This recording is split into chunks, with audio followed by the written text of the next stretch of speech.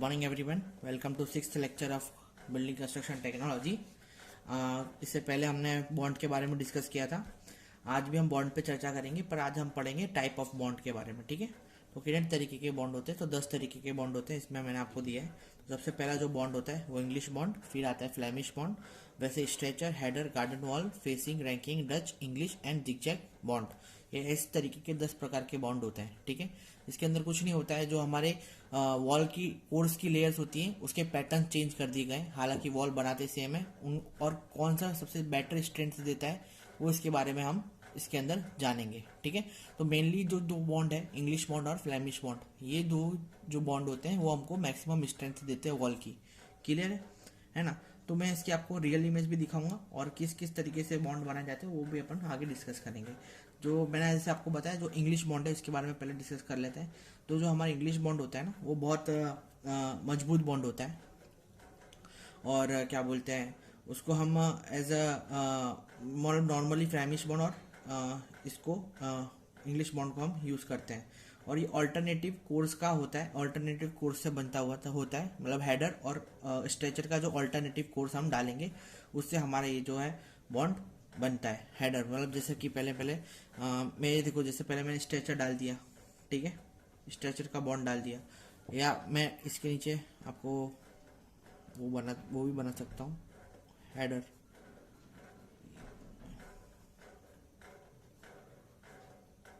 Alternative ना कभी नहीं आना चाहिए, याद रखना। ठीक है, ये यहाँ पे आपका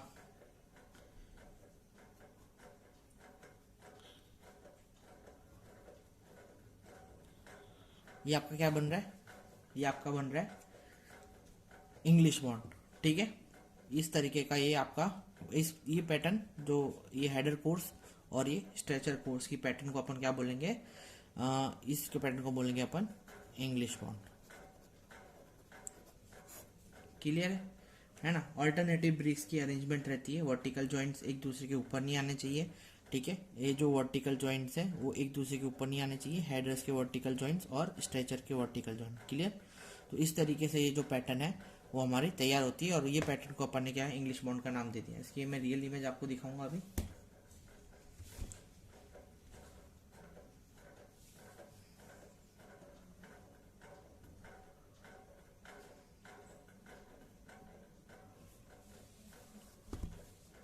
देखिए, यहाँ पे आप देख सकते हैं किस तरीके से ये कोर्स बनाई गई है। ठीक है, सबसे पहले ये हेडर का नीचे रखा गया है। ठीक है, सॉरी, हेडर ऊपर रखी गई है। ये दो ईंट हेडर को फेसिंग कर रही है, और ये दूसरी लेयर है, दूसरी कोर्स है, वो स्ट्रेचर कोर्स है। ठीक है, बीच में अपन ने क्या प्रोवाइड किया है? क्वींस प्रोवाइड किया है। क्यों क्वींस प्रोवाइड किया है? तो ये जो ब्रिक है हमारी वो किसके बीच में आनी चाहिए? स्ट्रेचर के सेंटर टू सेंटर आनी चाहिए, इसलिए हमने यहाँ पे क्वींस प्रोवाइड करके रखी है। कहाँ कहाँ पे? दोनों साइड पे अपन ने क्या क्वीन क्लोजर प्रोवाइड करके रखा है। ठीक है, कैसे बिछेगी लेयर? तो पहले स्ट्रेचर्स की लेयर, पहले हेडर की लेयर बिछेगी, हेडर की लेयर के बीच में अपन क्या लगाएंगे? सॉरी, पहले नीचे स्ट्रेचर्स की लेयर बिछा देंगे अपन। फिर अपन क्या रखेंगे? इस तरीके से एक हेडर रखेंगे, और उसके बाद में अपन क्वीन क्लोजर डाल देंगे। क्वीन क्लोजर के बाद में अपन को क्या करना है? हेडर के लेयर अपन को लगाना स्टार्ट कर देना है, और फिर लास्ट में जहाँ पे हमारी वॉल खत्म होने वाली है वहाँ पे अपन वापस से क्वीन क्लोजर लगा देंगे, और फिर वापस से हेडर डाल देंगे। तो आप देखोगे ना, तो स्ट्रेचर हेडर इस तरीके से अपनी लेयर तैयार हो रही है, और इस तरीके की लेयर को अपन क्या बोलते हैं? इंग्लिश बॉन्ड बोलते हैं। क्लियर है? फिर अपन फ्लेमिश बॉन्ड का देख लेते हैं।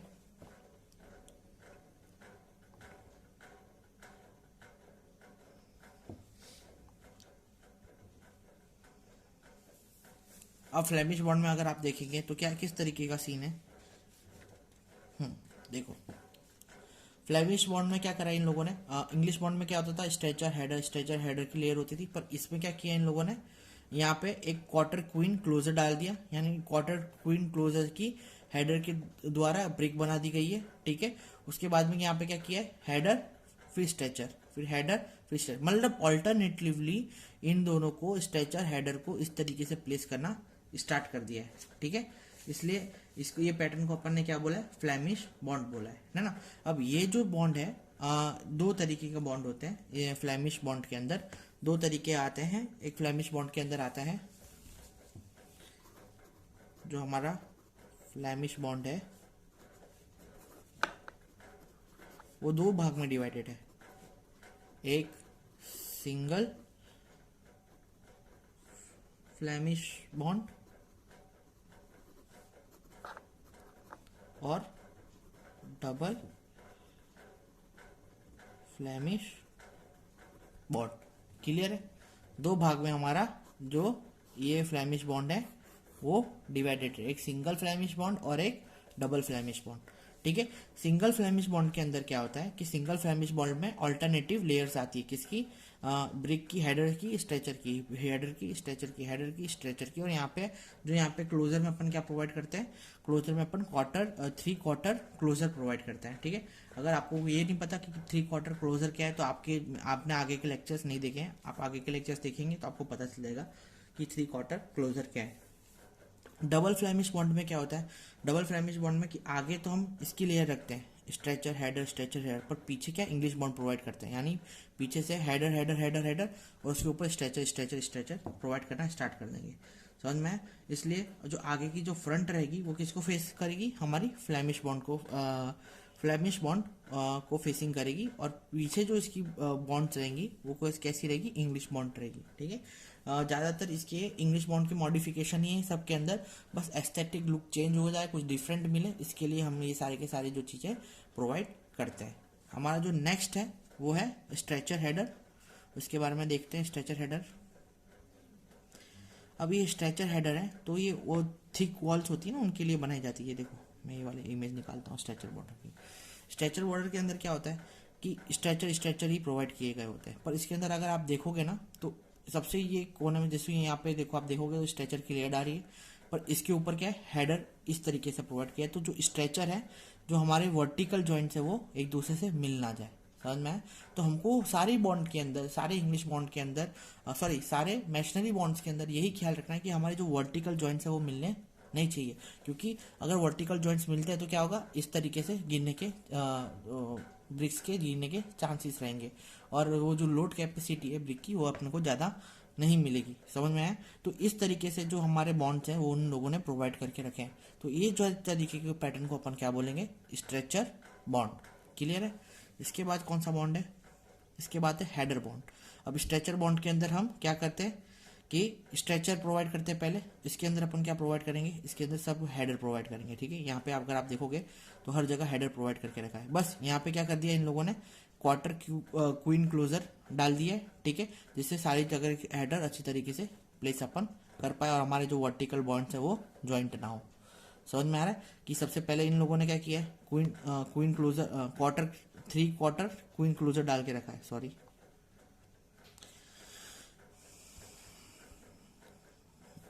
आप अगर देखोगे ना तो थ्री क्वार्टर क्वीन क्लोजर डाल के रखा है यहाँ पे।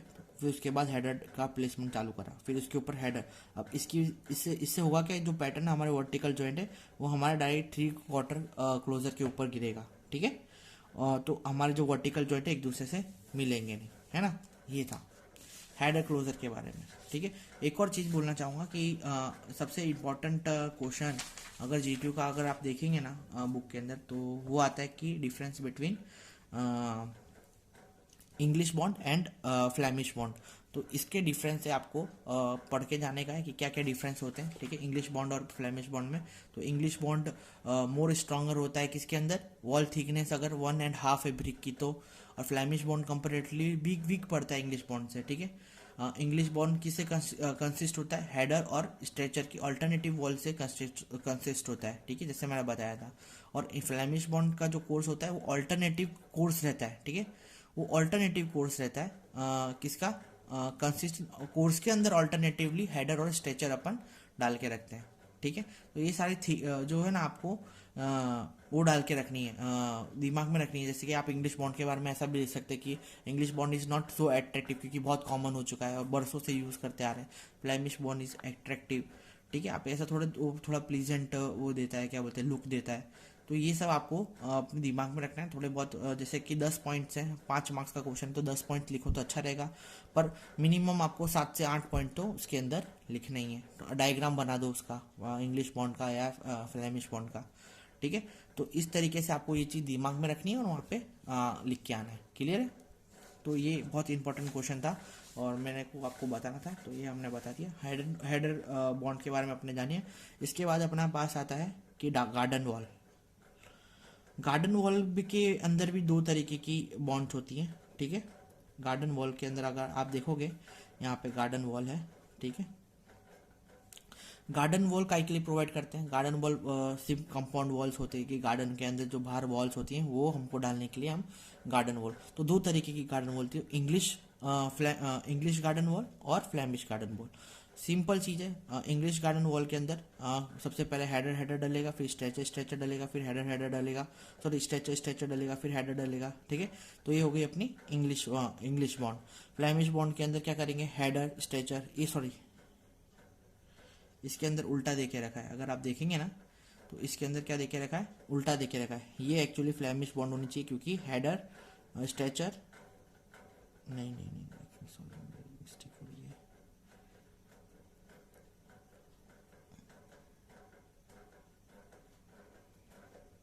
है। अच्छा हाँ, फ्लैमिश बॉन्ड के अंदर आप देखेंगे ना तो इसके अंदर अलग, मतलब अगर आप सारी अलग अलग बुक रिफर कर रहे हैं ना तो सब में अलग अलग देके रखा है। महाजन के अंदर अलग देके रखा है, इसलिए मैं थोड़ा उसके अंदर मेरे को लगा मिस्टेक है। तो इसके अंदर क्या आएगा, जैसे कि 3 स्ट्रेचर के बाद में एक हेडर आएगा, ठीक है।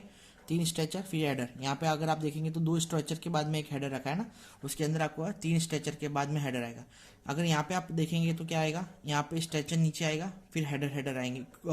यहाँ पे क्वीन क्लोजर के बाद क्या आएगा, क्वार्टर हेडर आएगा, उसके बाद हेडर आना चालू कर देंगे। पर इसके अंदर क्या देखिए कि 2 स्ट्रेचर की इसने ऊपर बना दिए, 2 स्ट्रेचर फिर एक हेडर, फिर 2 स्ट्रेचर फिर एक हेडर, इस तरीके का पैटर्न इन लोगों ने बनाया है। पर आप जो भी हिसाब से इसके अंदर देखेंगे ना, बुक अलग अलग रेफर करेंगे तो हर बुक के अंदर अलग अलग पैटर्न दिया होगा। तो जैसे कि फ्लैमिश बॉन्ड के अंदर क्या पैटर्न देके रखा है कि 2 स्ट्रेचर लगाएंगे, फिर हेडर लगाएंगे, फिर 2 स्ट्रेचर लगाएंगे और एक हेडर लगाएंगे। महाजन की बुक में अगर आप देखेंगे तो किस तरीके से दिया हुआ कि 3 स्ट्रेचर दिए हुए हैं, एक हेडर दिया है। और ये डिपेंड भी करता है कि लेंथ ऑफ की आपकी वॉल की लेंथ कितनी है, उसके ऊपर भी ये चीज़ डिपेंड करती है, ठीक है। तो ये था हमारे गार्डन की wall.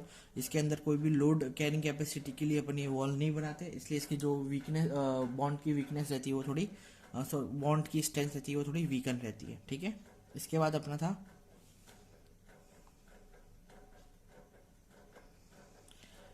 Facing wall, facing bond. Facing bond के अंदर कुछ नहीं होता है, हेडर कोर्स ज़्यादातर हम लगाते हैं, ठीक है।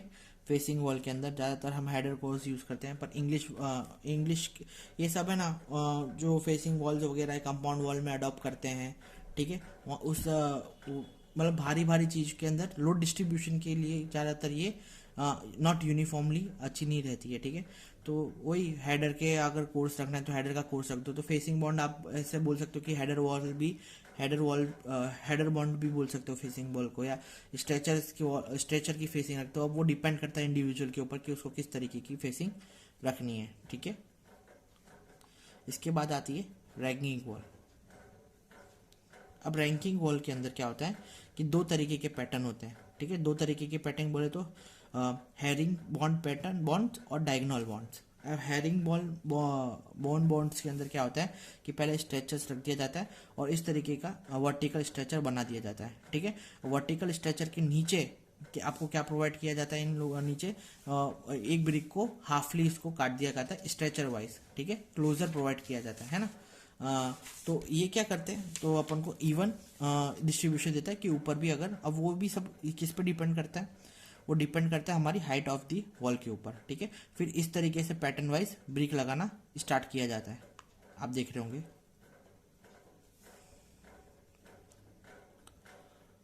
ठीक है। इस तरीके से जो ब्रिक है उसको लगाना स्टार्ट किया जाता है। तो इस तरीके का पैटर्न को अपन क्या बोलेंगे, हैरिंग बॉन्ड्स, ठीक है। डायगोनल बॉन्ड्स में क्या होता है कि डायगोनली व्हील्स को लगा दिया गया है। देखिए यहाँ पे इस तरीके का जो पैटर्न है ना, उस तरीके का पैटर्न नहीं लगाया। जैसे कि यहाँ पे क्या रखा है, इस तरीके का पैटर्न है। यहाँ पे 1 2 3 लेयर के बाद यहाँ पे क्या कर दिया है, यहाँ से भी 1 2 3 लेयर लाना स्टार्ट कर दिया, ठीक है।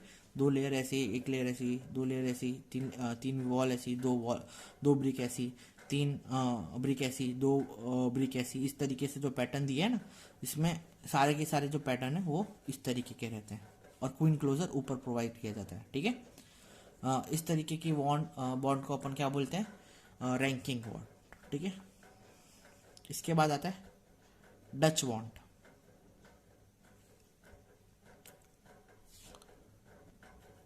फिर डच बॉन्ड, हाँ डच बॉन्ड के अंदर क्या होता है, ये क्या है, इंग्लिश बॉन्ड की मॉडिफाइड वर्जन आप बोल सकते हैं। कि यहाँ पे हर जगह आप लास्ट में देखेंगे ना तो 3/4 की ब्रिक बेड प्रोवाइड करी गई है, ठीक है।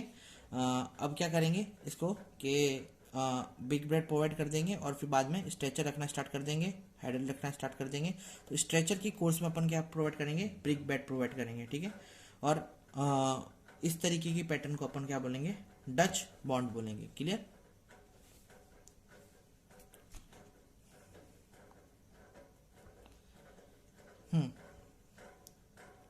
इंग्लिश क्रॉस बॉन्ड के अंदर कुछ नहीं होता है। इंग्लिश क्रॉस बॉन्ड के अंदर ये भी एक एस्थेटिक लुक अच्छी तरीके करने के लिए क्वीन हेडर का इस्तेमाल करते हैं, ठीक है।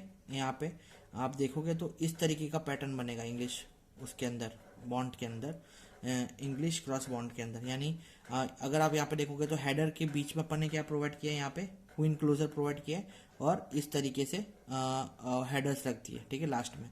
फिर स्ट्रेचर हेडर स्ट्रेचर से रख दिया और फिर लास्ट में वापस से इस तरीके से। तो कुछ इस तरीके का पैटर्न बनेगा। फिर वापस से ये नीचे वाला जो हेडर का कोर्स है वो अपन ने रिपीट किया है। तो आप देखोगे तो इस तरीके का कुछ पैटर्न बनेगा। और इस तरीके का अगर पैटर्न बनना है तो वो कौन सा है, इंग्लिश क्रॉस बॉन्ड है। तो सब में अगर आप देखोगे तो सबके ऐसी पैटर्न डिफरेंट है, ठीक है। और सबसे पर जो अगर लोडिंग के लिए डिस्ट्रीब्यूशन, लोड डिस्ट्रीब्यूशन के लिए जो वॉल है वो प्रोवाइड करते हैं, वो अपनी इंग्लिश बॉन्ड और फ्लेमिश बॉन्ड ही ज़्यादातर अपन प्रोवाइड करते हैं, ठीक है। बाकी सारी की सारी बॉन्ड भी प्रोवाइड करते हैं पर इनकी जो बेयरिंग कैपेसिटी होती है वो इतनी अच्छी नहीं रहती है एलिवेशन के अंदर, ठीक है। तो English bond is very best bond. अब आप जिगजैग बॉन्ड ब्रिक्स देखेंगे तो जिगजैगली ब्रिक्स को लगाया गया है, ठीक है। जिगजैगली ब्रिक को लगाया गया है, इस तरीके से ब्रिक्स को लगाया गया है, इसलिए इसका नाम क्या रखा है, जिगजैग वॉल रखा है। अपीयरेंस के लिए अच्छी रहे इसके लिए अपन ये ब्रिक प्रोवाइड करते हैं, ठीक है। तो ये 10 ब्रिक्स थी जो कि हम बॉन्ड से जो हम यूज़ करते हैं कहाँ पे, हमारे रियल लाइफ में अपने कंस्ट्रक्शन साइट पे, ठीक है। अब ये ब्रिक्स की डेफिशिएंसी भी होती है। तो डिफेक्ट इन ब्रिक्स, तो डिफेक्ट इन ब्रिक मशीनरी किसकी वजह से होती है, तो 4 वजह है जिसकी वजह से हमारे ब्रिक मशीनरी के अंदर डिफेक्ट आ सकता है। सबसे पहले होता है सल्फेट अटैक, ठीक है। सल्फेट क्या करता है, ब्रिक का जो स्ट्रेंथ होता है उसको लोअर कर देता है, ठीक है। और जो मॉइस्चराइजर वाली ब्रिक्स होती हैं उनकी वजह से जो ब्रिक का वर्क है उसके अंदर डिफेक्ट आ जाता है, ठीक है। तो सल्फेट क्या मॉइस्चर वाली ब्रिक के साथ ज़्यादा कनेक्ट करता है और जो ब्रिक की स्ट्रेंथ होती है उसको कम कर देता है। ब्रिक के अंदर क्रैक आ जाता है या जॉइंट्स के अंदर क्रैक आ जाता है ना, जिसकी वजह से सल्फर अटैक की वजह से। सेकेंड होता है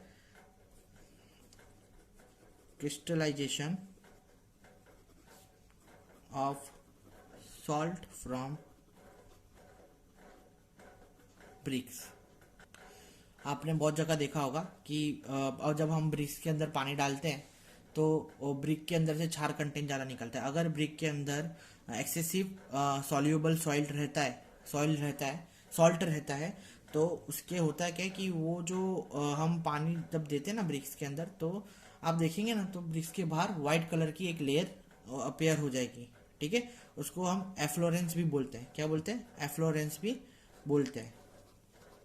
ये प्रोसेस को अपन एफ्लोरेंस भी बोलते हैं, ठीक है। फिर हमारा जो थर्ड है जो डिफेक्ट है जो जनरेट होता है ब्रिक्स के अंदर, वो है कोरोजन ऑफ एम्बेडेड आयरन और स्टील फिक्चर्स, ठीक है। कोरोजन की वजह से क्या होता है कि हमारे जो सलिए हैं उसकी जो वॉल्यूम है वो बढ़ जाती है और ब्रिक्स के बीच में जॉइंट, उसके जो जॉइंट्स है वो डिटैच होने के चांसेस बढ़ जाते हैं। और लास्ट होता है श्रिंकेज ऑन ड्राइंग, ठीक है। इसलिए अपन ब्रिक को पहले पानी में रखते हैं कि जितना वो पानी एब्जॉर्ब कर सकती है वो कर ले, उसके बाद वो श्रिंकेज की जो प्रोसेस है उसके अंदर जो वॉइड्स है वो सारे भर जाए पानी की वजह से, और उसके अंदर कोई भी तरीके का श्रिंकेज ना है, क्योंकि श्रिंकेज होगा और उसके ऊपर अगर सीमेंटिंग कर देते हैं तो जितने भी जॉइंट्स है वो टूट जाएंगे और अपन को डिफेक्ट देखने के लिए मिलेगा। तो ये जो 4 डिफेक्ट्स हैं वो आपको याद रखना है, वो हम वो ब्रिक की मैशनरी के अंदर पढ़ते हैं। क्लियर है? एक और जीटीयू का मेन टॉपिक है कि comparison of brick machinery and stone machinery. तो मैंने जितना भी ब्रिक मैशनरी और स्टोन मैशनरी के बारे में बताया तो आपको उसके कंपैरिजन निकालना है। बहुत बार जीटीयू में पूछा गया है, तो ये जो टॉपिक है वो आपको पढ़ना है। ठीक है, मैं यहाँ पे लिख देता हूँ।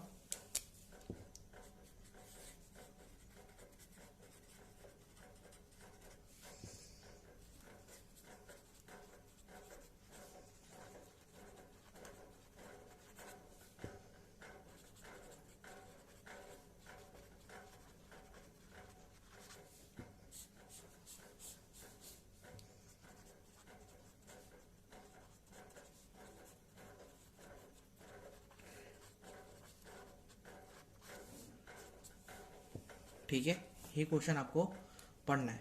हमारा जो नेक्स्ट टॉपिक है अभी उसका नाम है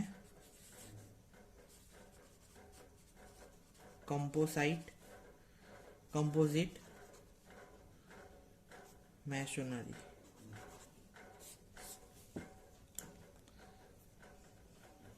हाँ, कंपोजिट मैशनरी क्या होता है? तो कंपोजिट मैशनरी क्या होता है कि भाई कंपोजिट का मतलब ही मैंने आपको इससे पहले समझाया कि एक से ज़्यादा मटेरियल से कोई भी चीज़ का बनना, दैट इज मीन उसका मतलब होता है कि कंपोजिट। ठीक है, तो कंपोजिट मैशनरी के अंदर क्या होगा कि बहुत सारी तरीके की मैशनरी होगी, या तो हम ब्रिक को स्टोन मैशनरी से मिलाएं या स्टोन मैशनरी को ब्रिक से मिलाएं। कभी कभी हम करते हैं ना कि अंदर कंस्ट्रक्शन ब्रिक मैशनरी से ही करते हैं और बाहर अपीयरेंस के लिए अपन स्टोन फेसिंग लगा देते हैं। तो ये जो फेसिंग है उसको अपन क्या बोलते हैं? Composite wall. ठीक है, तो इसको अपन ऐसी तरीके से भी डिफाइन कर सकते हैं कि composite machinery is defined as the machinery wall constructed by using two or more building materials, यानी एक से ज़्यादा या दो से ज़्यादा बिल्डिंग मटेरियल्स का हम इस्तेमाल करके जो मैशनरी बनाएंगे उसको अपन क्या बोलेंगे? Composite machinery. ठीक है, अच्छी क्वालिटी के लिए, कॉस्ट रिडक्शन के लिए और ड्यूरेबिलिटी के लिए इसको हम यूज़ करते हैं। क्लियर है? कौन कौन सी टाइप होती है इसकी तो बता देता हूँ। टाइप्स अगर देखोगे तो इसके अंदर होती है stone slab facing with brick banking, मतलब पीछे ब्रिक मैशनरी होगी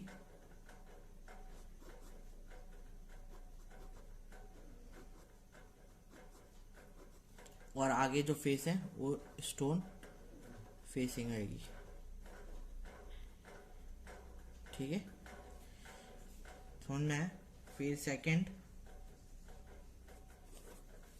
जो है वो है,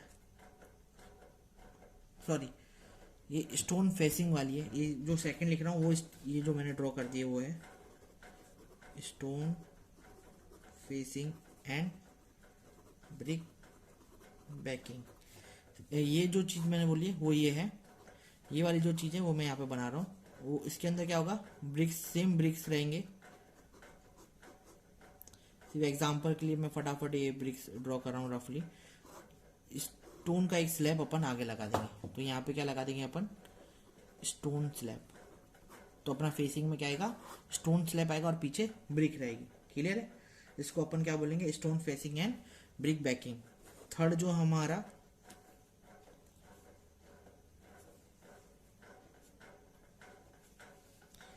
जो है हमारा वो है ब्रिक फेसिंग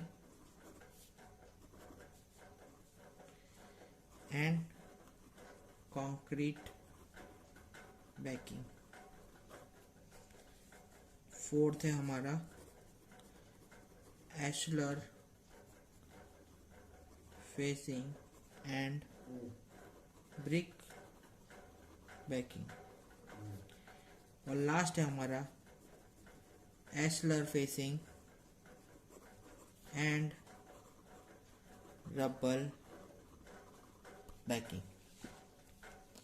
ठीक है, लास्ट हमारा है एशलर फेसिंग एंड रबल बैकिंग, यानी इसकी फेसिंग रहेगी और ब्रिक की बैकिंग रहेगी, इसकी फेसिंग रहेगी, रबल की बैकिंग रहेगी, ब्रिक की फेसिंग रहेगी, कंक्रीट की बैकिंग रहेगी। तो इस तरीके से अपन ने क्या क्या करना है, अपना जो कंस्ट्रक्शन है वो बनाना है। यानी दो से ज़्यादा अगर अपन मटेरियल कर रहे हैं, बना रहे हैं, तो उसको क्या बोलेंगे, कंपोजिट मैशनरी बोलेंगे। क्लियर है।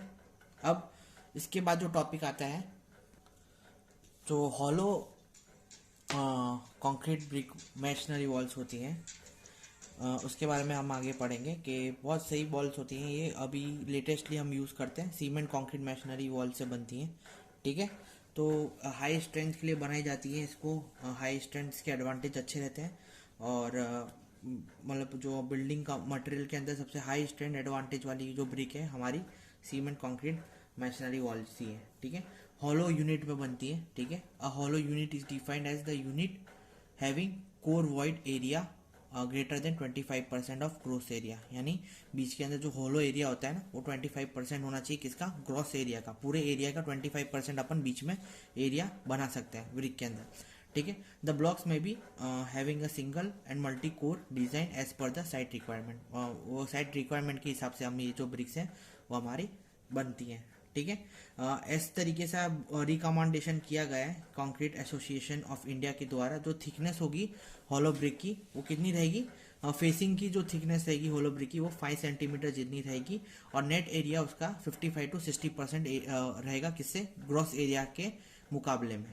ठीक है, ये था हमारे सीमेंट कंक्रीट मैशनरी वॉल के बारे में। तो 3 तरीके की सीमेंट हमारी जो हॉलो ब्रिक है, सीमेंट कंक्रीट मैशनरी 3 तरीके में डिवाइड होती है। सबसे पहला है जो वो है standard size hollow concrete blocks, जिनकी साइज रहती है 39 centimetre into 19 centimetre into 30 centimetre. ठीक है, सेकंड जो है हमारा वो है हॉलो बिल्डिंग टाइल्स। ठीक है, इसकी जो थिकनेस रहती है वो भी 39 centimetre into 19 centimetre into 20 centimetre जितनी रहती है। ठीक है, और थर्ड जो है वो है hollow concrete block for partitions. इनकी भी 39 centimetre length into breadth into height. ठीक है, इतनी रहती है। समझ में आया। तो अलग अलग शेप के अंदर अलग अलग शेप की हमको ये ब्रिक्स वॉल्स मिलती है। इसकी मैं इमेज दिखा देता हूँ। देखिए यहाँ पे आपको इमेज दिख रही होगी। सबकी अलग अलग तरीके का पैटर्न दिया हुआ है। ये एक्सटर्नल इसलिए प्रोवाइड किया जाता है कि अगर आगे जाके अगर ये बड़ा पड़ा तो उसको काटते हैं, या कोई भी तरीके का क्वीन हेडर इसकी ज़रूरत ना पड़े। ठीक है, 3 खाने में भी दे के रखी है और 2 खाने में भी अपन को प्रोवाइड करके रखी हुई है। एक का इस तरीके का पैटर्न होता है, आगे से थोड़ा निकला होता है। एक का दोनों बीच, मतलब ये जो अपन चीज़ें मिडिल में यूज़ करेंगे, और ये हम ज़्यादातर ऊपर यूज़ करते हैं। ठीक है, तो ये तरीके के फिगर्स जो है वो दे के रखें कि different type of concrete block different type के होते हैं। ठीक है, लेंथ 39 होती है। ठीक है, लेंथ इंटू ब्रेथ 19 रहती है, 19 सेंटीमीटर रहती है, और height sorry excuse me 30 centimetre रहती है। क्लियर, ये रहता है। हालांकि ये अलग अलग शेप में भी आती है, तो आप देखोगे तो यहाँ पे शेप दिखेगा आपको, जैम ब्लॉक ऑफ स्टील शैश, ठीक है, जॉइस्ट ब्लॉक आता है, जैम ब्लॉक आता है, ठीक है, बुल नोज ब्लॉक आता है, पाइल्स्टर ब्लॉक आता है और लिंटल ब्लॉक आता है। तो ये सारे ब्लॉक से अलग अलग जगह पे स्पेशल शेप के कंक्रीट ब्लॉक है जो अपीयरेंस के लिए अपन यूज करते हैं। क्लियर है? तो ये थे हमारे हॉलो इसके बारे में। इसका जो कंस्ट्रक्शन होता है वो किस तरीके से होता है वो मैं आपको बता देता हूँ। तो मैन्युफैक्चरिंग है इसकी इस तरीके से होती है, मैन्युफैक्चरिंग प्रोसेस।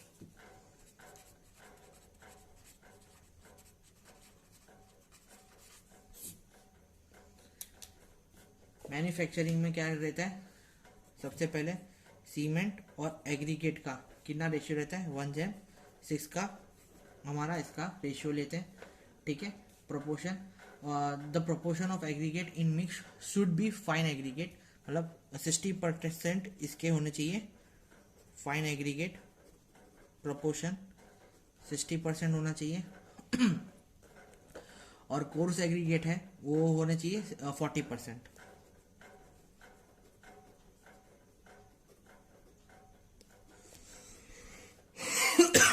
एक्सक्यूज मी, ठीक है। तो इन शॉर्ट अगर इन दोनों का देखें तो हमारे को 2.9 से 3.6 के एग्रीगेट के एग्रीगेट चलेंगे। क्लियर है? मैन्युफैक्चरिंग के लिए, ठीक है। ब्लॉक का मोल्ड हमको रिक्वायर्ड रहेगा, ब्लॉक का जो मोल्ड है उसको हमको प्रोवाइड करना पड़ेगा, ब्लॉक मोल्ड।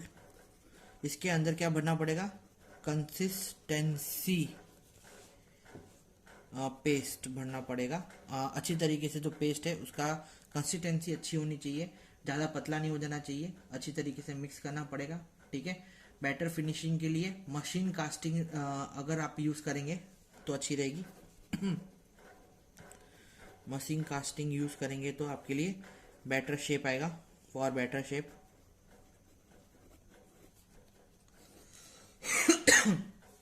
फिर 24 आवर्स के बाद इसको वाटर टैंक के अंदर इमर्ज कर देने का, ठीक है। After 24 hours emerged block in water, ठीक है। फिर ब्लॉक को बाहर निकालने का 3 से 4 वीक के बाद टैंक के अंदर से। और फिर उसकी कंप्रेसिव स्ट्रेंथ देखोगे ना तो वो कितनी होनी चाहिए,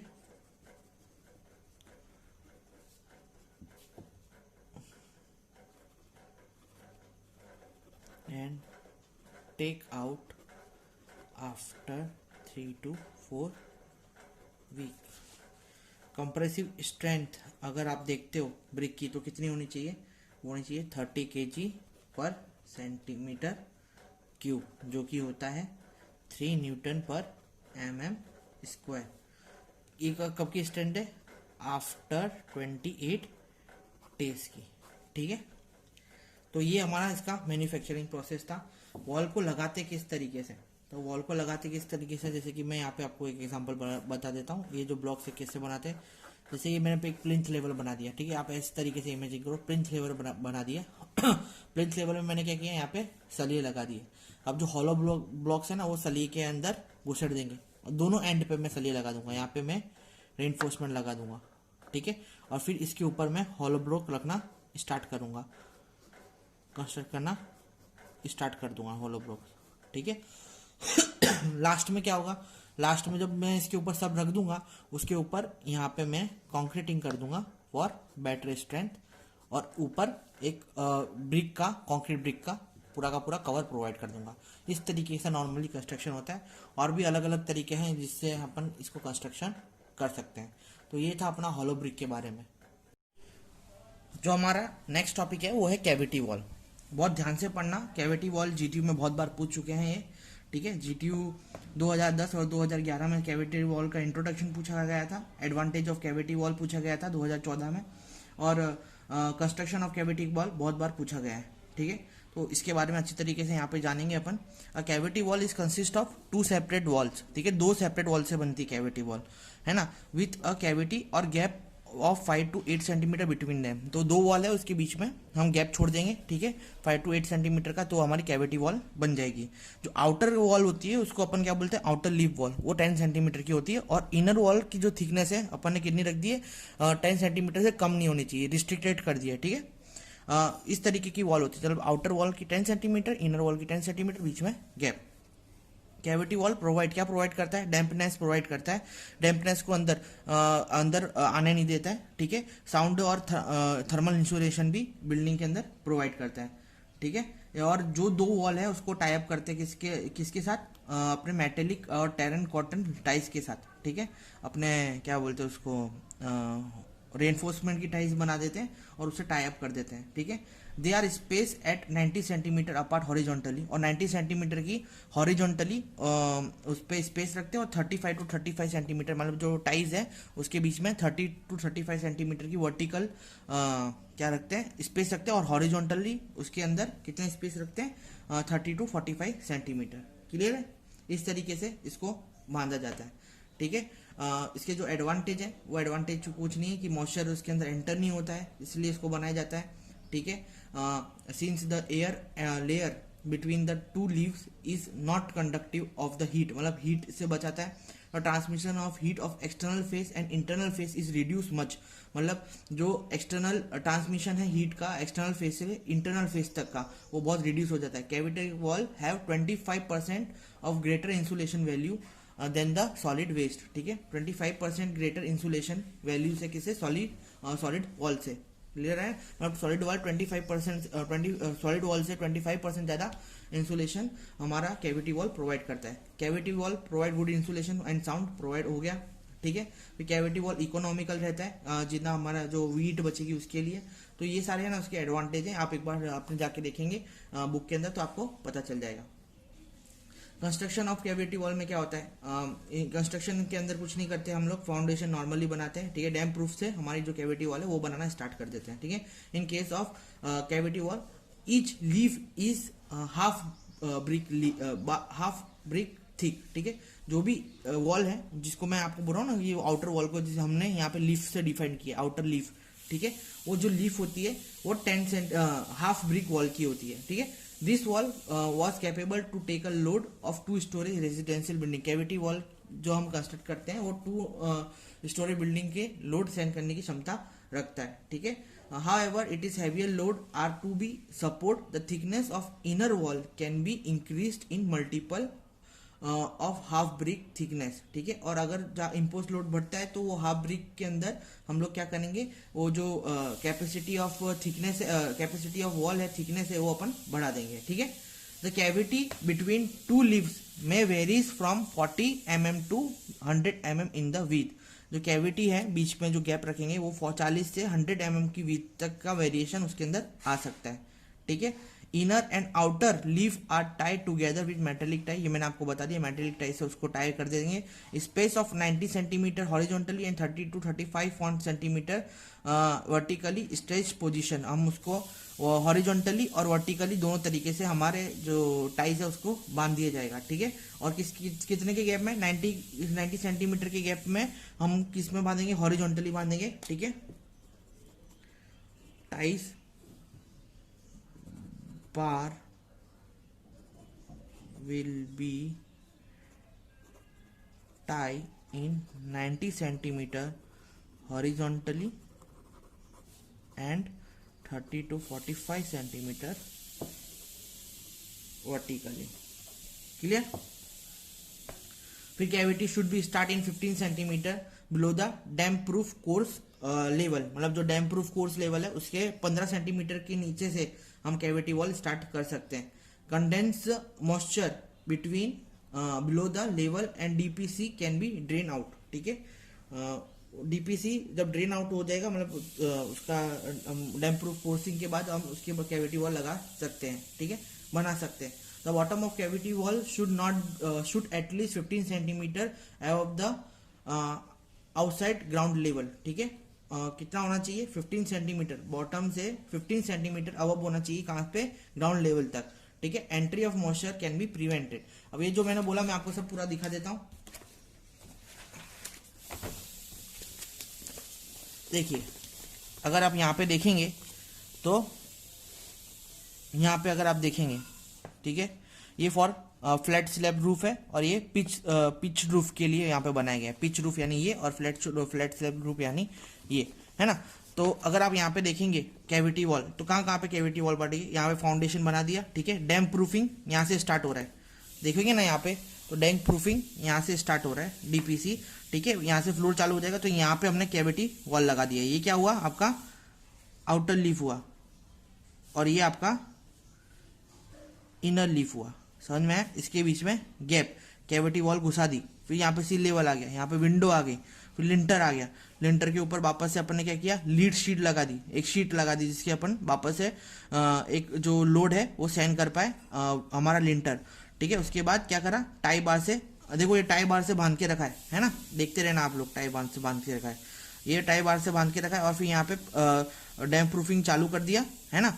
डैम्प प्रूफिंग वापस से ये कितने centimetre outer wall, outer leaf wall और ये इनर लीफ वॉल, है ना, वापस से कैविटी वॉल स्टार्ट कर दिया। तो इस तरीके से जो कैविटी वॉल है उसको हमने कंस्ट्रक्ट कर दिया, ठीक है। इसके अंदर भी सेम चीज है, कुछ चेंज नहीं करा है, बस यहाँ पे क्या प्रोवाइड कर दिया है, डैम्प प्रूफिंग डीपीसी प्रोवाइड कर दिया, ठीक है। ऊपर डीपीसी प्रोवाइड कर दिया है, यहाँ पे ऊपर स्लैब आ रहा है इसलिए यहाँ पे डीपीसी प्रोवाइड कर दिया। कैविटी वॉल बाकी पूरे की पूरी सेम है, क्लियर है। इस तरीके से हमारी जो कैविटी वॉल है इस तरीके से कंस्ट्रक्ट होती है, ठीक है। आपको अगर इमेज नहीं दिख रही होगी तो मैं वापस से दिखा देता हूँ, ठीक है।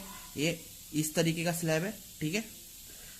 यहाँ पे अगर आप देखोगे तो ये कैविटी वॉल के ऊपर डीपीसी प्रोवाइड कर दिया है ना ऊपर, और यहाँ पे क्या कह रहा है, डीपीसी प्रोवाइड नहीं, ये ऊपर सीसी कोपिंग तक इसको जाने दिया है, क्लियर है ना।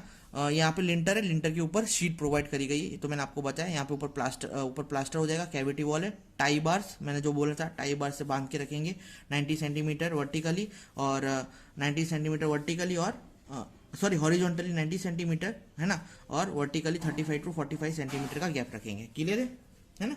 इस तरीके से जो डैम्प प्रूफिंग है उसको बांधा जाएगा, सॉरी कैविटी वॉल को बांधा जाएगा, ठीक है। यहाँ पे देखो नीचे डैम्प प्रूफिंग से 15 सेंटीमीटर नीचे से स्टार्ट करा है, यहाँ पे भी देखो 15 सेंटीमीटर से स्टार्ट करा है, ठीक है। तो इसको बोलते हैं अपने कैविटी। देखिए तो ये है position of damp proof cavity wall in foundation, ठीक है। वैसे तो हम 15 से 30 सेंटीमीटर तक हम प्रोवाइड करते हैं क्या, डैम्प कैविटी वॉल डैम्प प्रूफिंग के नीचे, ठीक है। यहाँ से 15 से 30 सेंटीमीटर तक प्रोवाइड करते हैं, पर कभी कभी क्या होता है, वाटर लेवल हमारा हाई रहता है, तो उसकी वजह से हम लोग क्या करते हैं, ये प्रोवाइड नहीं कर पाते, ठीक है। 15 सेंटीमीटर तक नहीं कर पाते, क्योंकि क्या होगा, पानी वापस से ट्रैवल करेगा और तकलीफ करेगा। तो हम लोग क्या करते हैं कि, और इसको हम खाली भी नहीं रख सकते, ठीक है। तो हम क्या करते हैं कि नीचे तक फाउंडेशन तक हम ये कैविटी वॉल प्रोवाइड कर देते हैं। फिर ये डैम्प प्रूफिंग से 150 mm तक हम इसको यहाँ तक वॉल के अंदर क्या भर देते हैं, सीसी भर देते हैं, ठीक है, ठीक है। कंक्रीट, सीमेंट कंक्रीट भर देते हैं, 1 जैम 2 जैम 4, मतलब 1 जैम का सीमेंट, 2 जैम का fine aggregate, sorry coarse aggregate और फाइन एग्रीगेट, ठीक है। इतना इससे अपन यहाँ पे भर देते हैं, ठीक है, सीसी भर देते हैं यहाँ पे, है ना। इस तरीके से हमारा जो डैम्प प्रूफिंग है वो वाटर प्रूफ हो जाता है ना, क्लियर है। तो इस तरीके ये नॉर्मल वाला हमारा कैविटी वॉल। तो इस तरीके से जो हमारा कैविटी वॉल है उसको हम उसकी पोजीशन रखते हैं, क्लियर। हमारा जो नेक्स्ट टॉपिक है वो है लिंटल। तो लिंटर आपने देखा होगा किस तरीके का होता है, इस तरीके का हमारे जो लिंटर है उसको हम प्रोवाइड करते हैं। यहाँ पे दो आपको वॉल दिख रहे होंगे, उसके ऊपर हमने लिंटर चढ़ा दिया। अब लिंटर है क्या, तो लिंटर किस तरीके से डिफाइन करते हैं कि लिंटर इस एक हॉरिजॉन्टल कंपोनेंट है, मेंबर है, जो कि प्रोवाइड करता है ओपनिंग के अंदर उसको प्रोवाइड किया जाता है। किसके लिए, जो लोड है वॉल का वो सपोर्ट रह पाए उसके अंदर, विंडो की फ्रेम जो टूट ना जाए और विंडो के जो सपोर्ट है उसको अच्छी तरीके से मिल जाए और लोड ट्रांसफर अच्छी तरीके से डिस्ट्रीब्यूशन हो जाए, कहाँ पे, सपोर्टिंग वॉल्स के अंदर, क्लियर है। अब लिंटर की जो बेरिंग लिंटर है उसका कम से कम मिनिमम अपन कितना लिंटर रखते हैं, तो 10 सेंटीमीटर तक का हमारा जो ये यहाँ पे है ना, इसको क्या बोलते हैं, बेरिंग ऑफ लिंटर। जहाँ पे लिंटर सपोर्ट कर रहा है ना, इसको अपन क्या बोलते हैं, बेरिंग ऑफ लिंटर बोलते हैं। तो इसको हमको इंश्योर करना है कि कितना है, 10 सेंटीमीटर तक हमको यहाँ पे लिंटर की जो वो है वो रखने की। पहला केस, एक केस के अंदर, ठीक है। दूसरा केस, अगर हाइट ऑफ लिंटर है उतना ही अपन को बेरिंग ऑफ लिंटर यहाँ पे रखना है, दूसरा केस। और तीसरा केस, हाइट ऑफ जो लिंटर है उतना ही हमको बेरिंग ऑफ लिंटर यहाँ पे रखने का है, ठीक है। और तीसरा केस क्या होता है, 1/10 ऑफ स्पान ऑफ लिंटर, मतलब ये जो स्पान है इसका 1/10 भाग या 1/12 भाग हमको यहाँ से उसके दीवार के अंदर घुसेड़ के रखना है। क्लियर है? तो ये था हमारा लिंटर के बारे में थोड़ा एक्सप्लेनेशन। ठीक है, अलग अलग क्लासिफिकेशन है लिंटर के, मटेरियल की वाइज इसको अलग अलग तरीके से डिफाइन करा है, उसके यूजेस के हिसाब से अलग अलग क्लासिफिकेशन है। मैं आपको बताता हूँ कौन कौन सी क्लासिफिकेशन। तो यहाँ पे आप देख रहे होंगे क्लासिफिकेशन ऑफ लिंटर। तो 5 तरीके की क्लासिफिकेशन है: timber lintel, stone lintel, brick lintel, reinforce lintel and reinforce cement concrete lintel.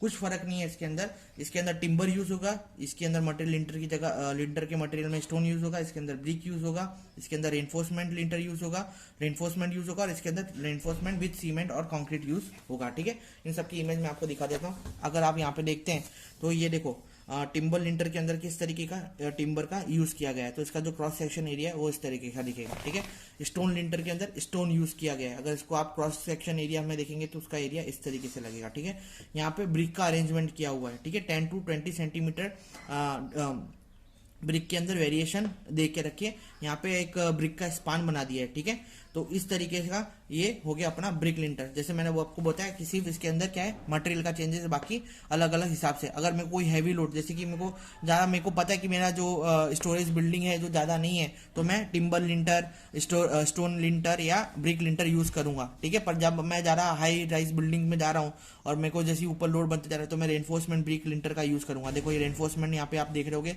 इसका स्टीडअप कितना 6 सेंटीमीटर का देके रखा है। मेन जो रेनफोर्समेंट है उसका 8 to 10 mm का इसका रेनफोर्समेंट देके रखा है। इस तरीके का स्टीडअप का क्रॉस सेक्शन अगर यहाँ से काटोगे आप तो इस तरीके का दिखेगा। तो ये हो गया अपना रेनफोर्समेंट ब्रिक लिंटर। ठीक है, फिर अपना आता है ये एक मिनट, फिर अपना यहाँ पे आता है रेनफोर्समेंट सीमेंट लिंटर। 1 जेम 2 जेम 4 का इसके अंदर क्या डालते हैं हम लोग, कंक्रीट डालते हैं। रेनफोर्समेंट उस तरीके से प्रोवाइड करते हैं।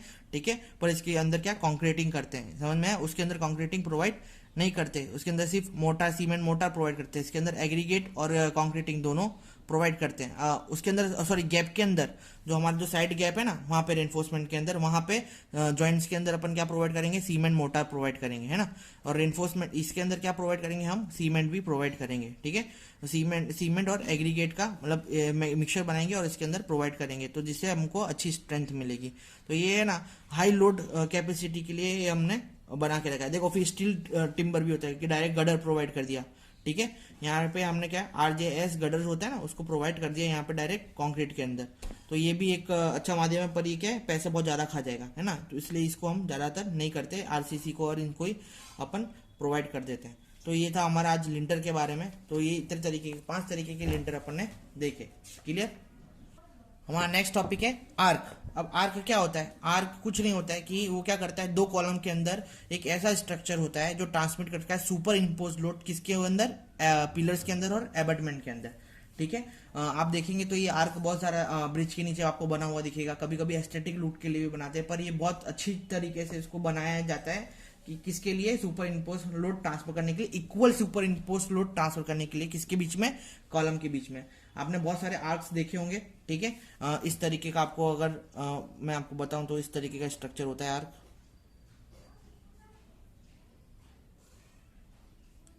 ठीक है, मान लो यहाँ पे हर जगह ब्रिक्स बनी हुई है।